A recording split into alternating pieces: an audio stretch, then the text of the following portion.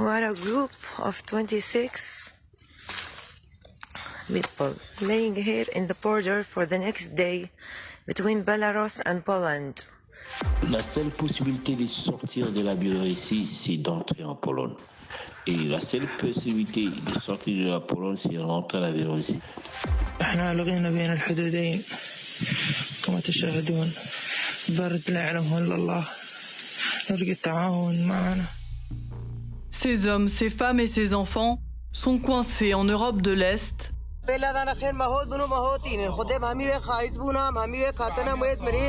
dans la forêt entre la Pologne et la Biélorussie. Depuis cet été, nos observateurs nous alertent sur les dangers de cette nouvelle route migratoire passant par la Biélorussie. Ils sont venus de Syrie, du Yémen ou de la République démocratique du Congo, en pensant qu'ils pourraient rejoindre l'Union européenne. En réponse à des sanctions que lui inflige l'Union européenne, la Biélorussie est accusée d'avoir facilité l'accession à des visas pour des migrants arrivant par avion et de les inciter à traverser les frontières européennes. La Pologne a enregistré 16 000 tentatives d'entrée illégale sur son territoire depuis le mois de juillet. Mais le gouvernement national conservateur polonais, qui dit redouter la présence de terroristes parmi les migrants, opte pour une réponse sécuritaire. Les refoulements en Biélorussie sont systématiques et un mur va être construit le long de la frontière.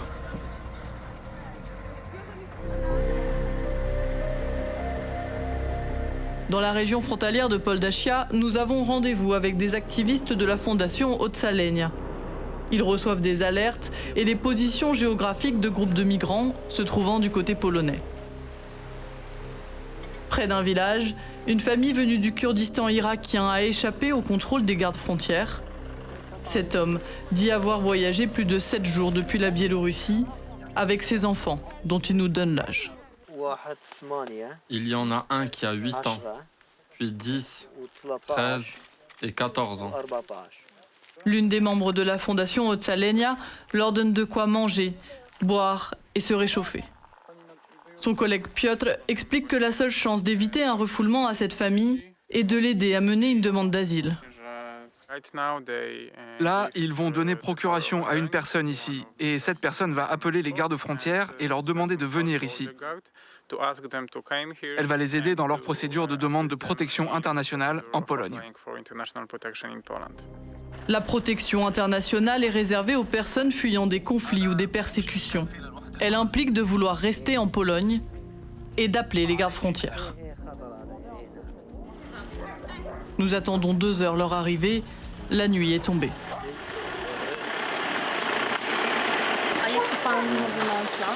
Quel est votre plan?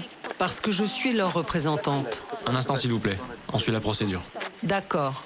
Carolina s'est portée volontaire pour aider la famille à faire sa demande. Avec l'aide de la presse, elle veut faire pression. Car le Parlement polonais a autorisé les gardes-frontières à refouler les migrants en Biélorussie, même s'ils sont demandeurs d'asile.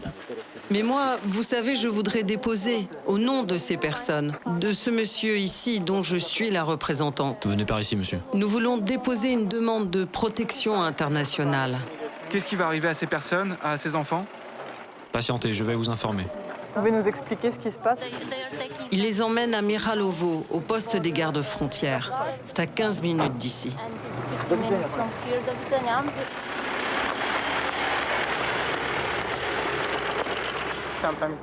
Parfois, ils ramènent les gens dans la forêt, même des enfants. C'est pour cela que nous allons les suivre et essayer d'être en contact avec eux.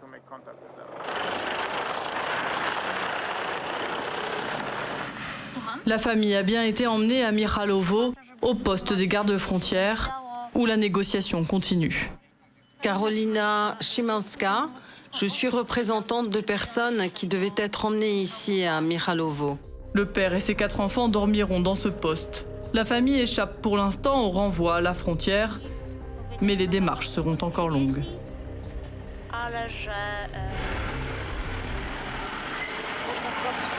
Si cette famille a pu être aidée, c'est aussi parce qu'elle a réussi à dépasser la limite de la zone de l'état d'urgence, une bande de 3 km tracée par la Pologne le long de sa frontière, interdite d'accès aux organisations comme aux journalistes.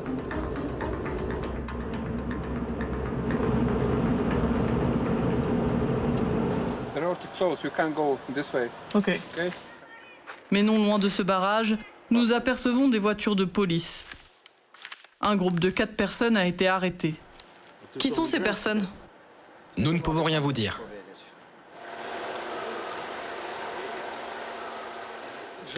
Je vous dirige vers notre porte-parole.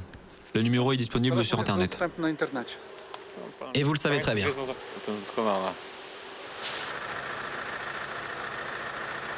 Des renforts arrivent, puis les gardes frontières qui embarquent ces jeunes hommes. Ils sont syriens.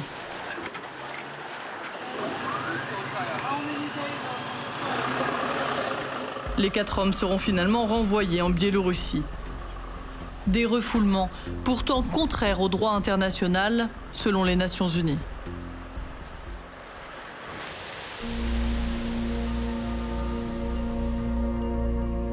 Le long du tracé frontalier, les migrants se retrouvent seuls et démunis entre les gardes frontières polonais et biélorusses. Joseph, un de nos observateurs congolais, nous fait part de son désespoir. Maman, il faut que je rentre. Il n'y a rien à manger, rien à boire. C'est un enfer. Un autre observateur, que nous appellerons Nelson, nous envoie ces images et ce témoignage. On a rencontré quelques militaires polonais. Je leur ai dit, bon, voilà, moi je viens du Congo, j'aimerais faire ma demande d'asile ici. Le militaire me dit, tu vas rien faire ici. Alors ils ont commencé à nous embarquer par force et ramener à la frontière. Pologne. Oh, Biélorussie. Et c'est la première nuit que nous avons passé dehors avec mes enfants. On a fait des feux de fortune parce qu'il faisait extrêmement froid et extrêmement sombre. Il n'y avait aucune lumière, il n'y avait rien. Nelson compare sa situation à une partie de ping-pong entre les deux pays. Car la Biélorussie, elle, refuse d'accueillir les migrants déjà passés côté européen. Depuis septembre, au moins 7 personnes sont mortes d'épuisement ou d'hypothermie dans la forêt.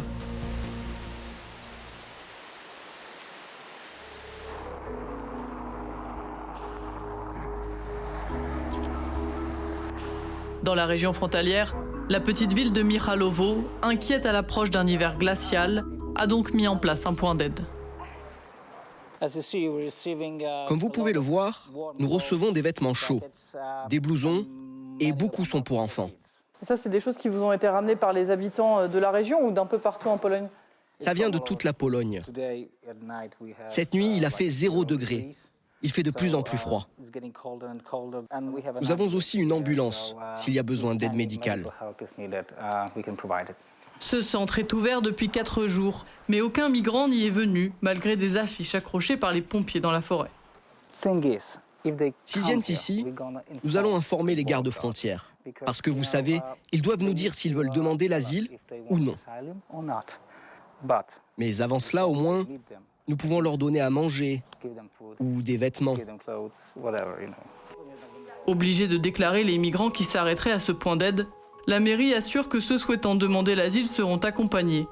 Les autres pourront se reposer, mais seront à terme inéluctablement renvoyés à la frontière.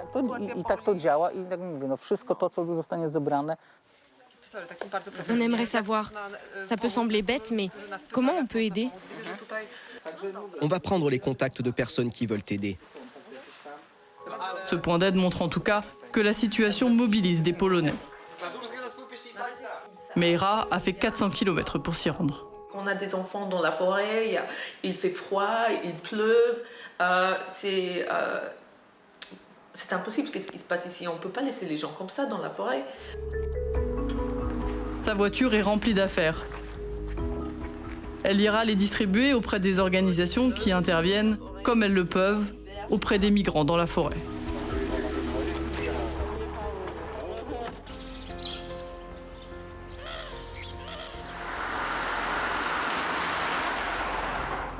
La politique du gouvernement est largement soutenue en Pologne, mais dans la région frontalière, quelques habitants tentent d'héberger ces migrants sans avertir les gardes-frontières.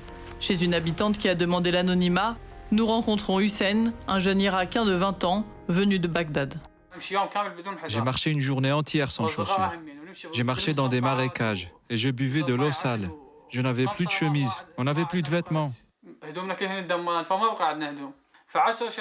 Sur les réseaux sociaux, Facebook et YouTube, il y avait des informations qui disaient qu'il était facile de traverser.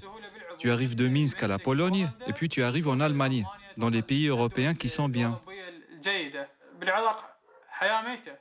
En Irak, la vie est morte. En Irak actuellement, on ne vit pas. Nous venons trouver un pays où ressentir nos droits, avoir un travail.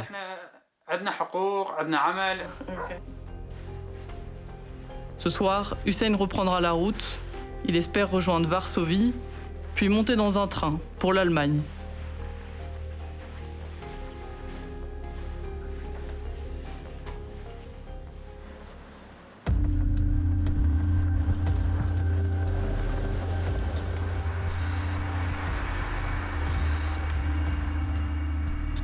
À Varsovie, au ministère des Affaires étrangères polonais, c'est le chef de l'État biélorusse, Alexandre Loukachenko, qui est désigné responsable.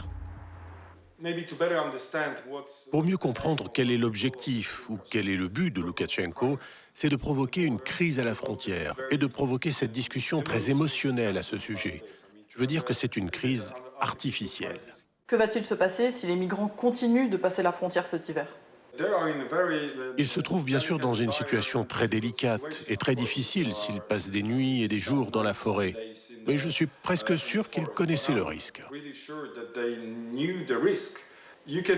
Vous pouvez considérer cette crise sous l'angle humanitaire, ce que vous essayez de faire. Mais nous devrions également regarder ce problème de l'autre côté. Je veux dire que c'est une question de sécurité de notre pays et de notre communauté.